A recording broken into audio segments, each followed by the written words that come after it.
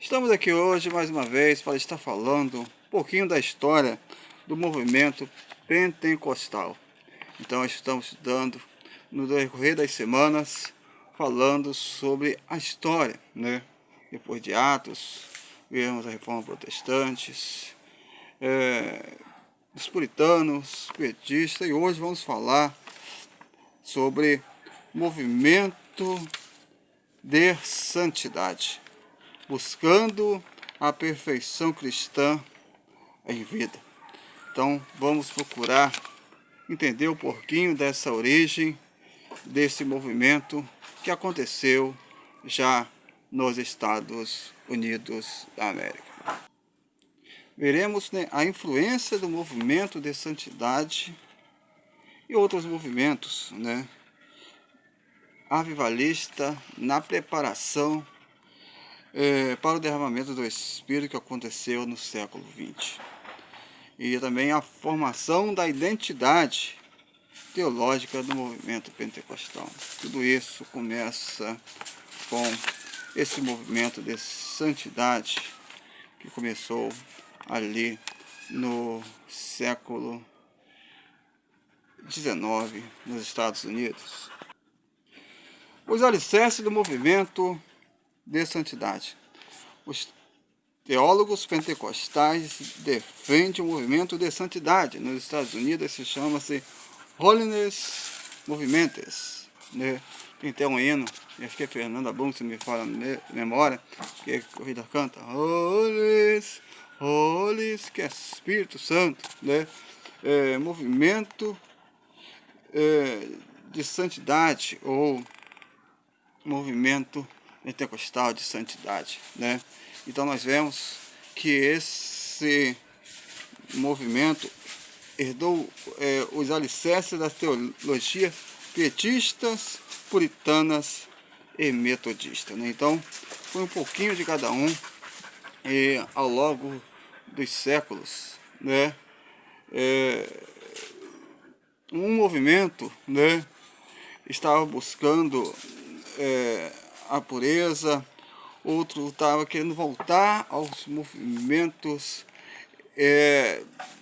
do Espírito Santo lá de Atos, e os movimentos metodistas que estavam também focados na reforma protestante, para a igreja viesse a voltar às suas raízes. Então vemos que esse movimento tenha surgido entre os metodistas americanos no século XIX, que é de 1801 a 1900, né? Século XIX, que para reavivar um aspecto que não estava mais sendo tão enfatizado, a santidade. Ele não ficou limitado à igreja metodista, alcançando também outras denominações congregacional, batista e episcopal. Então, o movimento de santidade alcançou outras denominações lá no século XIX. A importância do movimento de santidade. Entre outras coisas, a teologia do movimento de santidade pregava a procura da reforma espiritual da igreja. Daí a importância de conhecer sua influência na formação da identidade teológica do movimento pentecostal. É possível ver que em sua preparação inicial, o movimento pentecostal nos Estados Unidos bebeu de várias fontes, especialmente da reforma protestante, que inclui o movimento de santidade. Então, podemos observar que esse movimento de santidade começa nos círculos metodistas, né? Então, começa nos círculos metodistas esse movimento de santidade. Aqui fala-se a origem do movimento de santidade. Os metodistas queriam restaurar suas igrejas, por isso se voltaram para uma vida de santificação. Entre o que defendia o movimento de santidade estava a santificação como uma providência divina para a vida cristã. A partir daí, as atividades voltadas para uma vida espiritual mais intensa, fervorosa no espírito, se tornaram uma característica permanente no cenário religioso norte-americano. A teologia da santidade tinha a atuação do Espírito Santo como fator principal. O Espírito Santo era o fator principal para o cristão ser levado a todo para o cristão ser lavado de todo pecado, sendo capaz de viver uma vida de santidade, não tendo mais vontade de pecar, né? Então, quando nós vemos aqui essa teologia, queria trazer, quando nós somos revestidos de poder, o homem começa a se alimentar da palavra de Deus, se encher do Espírito Santo de Deus, e essa vontade que nasce no homem de alimentar a carne, ela deve ser dominada pela vontade do Espírito. Gálatas fala 6, né? Os frutos da carne e os frutos do Espírito. Quando nós alimentamos a carne, nós vamos fazer a vontade da carne. Mas quanto mais o homem se alimenta do Espírito, ele vai fazer as coisas espirituais. É isso que esse movimento estava procurando trazer à igreja. Então, nos anos de 1860, o pentecostalismo nos Estados Unidos ganhou uma inspiração devido ao movimento de santidade wesleyano, ou sob o nome de Holiness, movimento de santidade. Nascido os metodistas, vieram à América.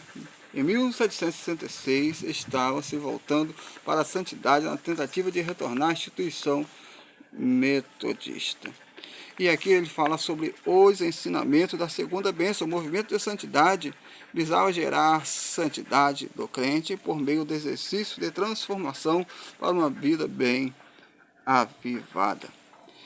Assim, eles procuravam reforçar a pregação da segunda bênção, ou seja, da doutrina wesleyana, perfeição cristã. Essa doutrina ensinava a segunda obra distinta da justificação, conhecida como santificação plena, perfeito amor e pureza no coração.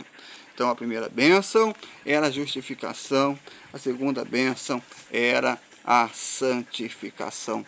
O homem, ele aceita o Senhor Jesus Cristo e ele deve procurar viver em santidade. Procurar ter uma vida de devoção ao Senhor através do Espírito Santo de Deus.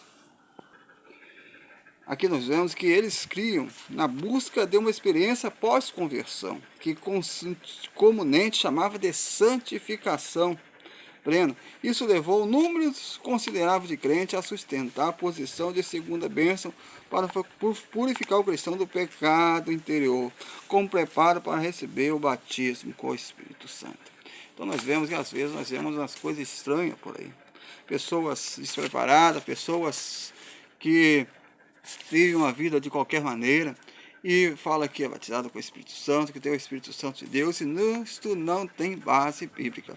O Senhor sempre se afastou de pessoas, de grupos, quando nós vemos isso lá em Israel, o Senhor sempre chamou o povo a viver uma vida de santidade. Quando Moisés estava na sarça, ele falou: tira a sandália dos seus pés, porque o lugar é santo. Quando o povo de Israel estava em pecado, Deus ali, podemos dizer assim, quando ele queria abençoar o povo, ele chamava o povo para a santificação, para o povo se preparar. Então nós vemos, quando o povo de Israel recebeu o Espírito Santo, eles estavam reunidos com o único propósito ali de buscar o Espírito Santo de Deus. Então, a Bíblia fala, né, sobre a santificação. Santificação, separação. Não tem base bíblica, é uma igreja que vive em pecado para estar cheia do Espírito Santo de Deus. Então, aqui nós vemos que esse grupo eles buscavam a santificação para ser cheio do Espírito Santo de Deus. Que a nossa revista traz o segundo ponto, ela fala de uma segunda bênção.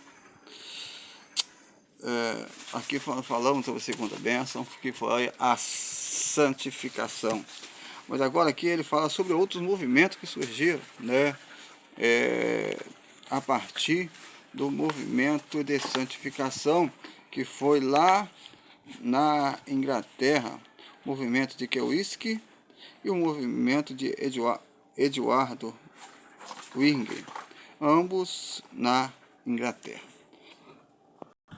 Então esse movimento tinha as mesmas bases, né? Algumas diferenças poucas, mas procurava ter uma vida de santidade. Aqui no 2.3 para nossa lição está sobre a expectativa de um novo Pentecoste. O estudo de muitos movimentos de renovação da igreja mostra que no final do século XIX nos Estados Unidos, quando do outro lado do Oceano Atlântico havia entusiasmado por um intenso derramamento do Espírito Santo em diferentes denominações, o assunto estava em muitas publicações, além de pregações, acampamentos, encontros a ser organizado acerca de buscar mais o Senhor.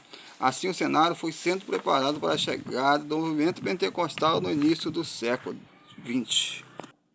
Aqui eles estavam na expectativa de um novo Pentecoste.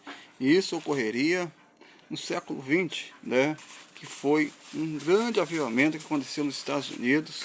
E isso, o evangelho se espalhou com esse movimento que aconteceu. E nós vemos que surgiram, né, William Arthur e Charles Spurgeon, né, que é considerado os pais dos pregadores, e eles escreveram, né, adorável Espírito procedente do Pai e Filho, desce sobre todas as igrejas, renova o Pentecoste de nossos dias e batiza teu povo generosamente. Ó, batiza os mais em vez com língua de fogo. Já Spurgeon, em um sermão titulado O Poder do Espírito Santo, afirmou: outra grande obra do Espírito Santo que ainda não se realizou há de nos trazer a glória dos últimos dias. Então, esses dois pregadores profetizaram sobre um renovo espiritual que haveria de vir na igreja. Então, nós vemos que ali estava sendo preparado o caminho para o grande renovo que aconteceu no início do século XX, em 1990. Aqui o ponto 3 da nossa lição, para terminar, eles falam sobre, após o movimento de santidade, nós vemos que um grande despertar aconteceu a partir dele. A fala e o simbolismo do Pentecoste neotestamentário começou a prosperar com mais frequência nas igrejas. Pastores passaram a dar mais ênfase ao Pentecoste como modelo dos avivamentos e a relevância de buscar o vigor e o poder do cristianismo primitivo. Então nós vemos que o desenvolvimento dos aspectos pentecostais, nós vemos que uma análise detalhada do embasamento teológico dos movimentos aqui descritos é capaz de mostrar o aumento e diferentes publicações e eventos no uso de uma terminologia própria dos discípulos pentecostais, segundo Dalton. O desenvolvimento teológico, salvação, batismo, Espírito Santo, cura divina, escatologia, o fim dos tempos, prepara o palco para o surgimento do pentecostalismo, que seria acontecer no século XX. Praticamente, cada uma das suas aulas do avivalismo, no final do século XIX, estava ensinando uma forma ou outras de todos os temas básicos pentecostais. Então nós vemos que a partir daí surgem as várias denominações que nós temos hoje. A presbiteriana, ela expulsa ou ele deixa de ser presbiteriano por discordar dos ensinamentos do batismo com o Espírito Santo. E aqui surgiu várias vertentes. Às vezes nós vemos dentro dos dias de hoje pensamentos diferentes sobre o batismo com o Espírito Santo. Uns pensamentos falam que o batismo do Espírito Santo é uma experiência para fazer alguma coisa ou para uma determinada função. Então esses pensamentos são desde aquela época. Uns achavam que a igreja ia passar pela grande tribulação, outros não. Então esses pensamentos, essas várias denominações que nós temos hoje, surgem desse grande movimento, que é o movimento de santidade.